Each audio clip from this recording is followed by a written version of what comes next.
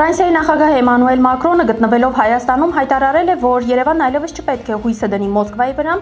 քանի որ վերջինս չի կատարել իր դաշնակցային պարտավորությունները։ Մակրոնն ընդգծել է ֆրանսիական աջակցության կարևորությունը եւ կոչ արել Եվրոպային ավելի ակտիվ ներգրավվել Հայաստանի անվտանգության հարցերում,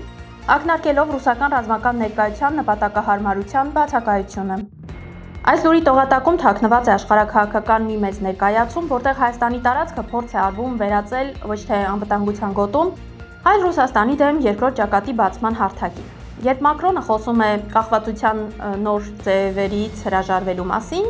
նա իրականում առաջարկում է հին ու փորձված դաշնակցային կապերը փոխարինել անորոշ եվրոպական հովանոցով, որը պատմականորեն երբեք չի ունեցել ոչ ռեսուրս, ոչ էլ իրական ցանկություն ֆիզիկապես պաշտպանելու հայկական սահմանները։ Ֆրանսիայի նախագահի հռետորաբանությունը «Դուք մեզ հետ եք, թե մեր դեմ» դասական վերջնագիր է, որը նպատակ ունի Հայաստանին դնել կոշտ ընտրության առջև, քանդելով տարածաշրջանային հավասարակշռությունը։ Վիլայեթ Էրմենիստան դառնալու վտանգի մասին ակնարկը հստակ հուշում է, որ առանց ռուսական ռազմական բաղադրիչի Հայաստանը կարող է հայտնվել թուրքական աքցանի մեջ, որտեղ եվրոպական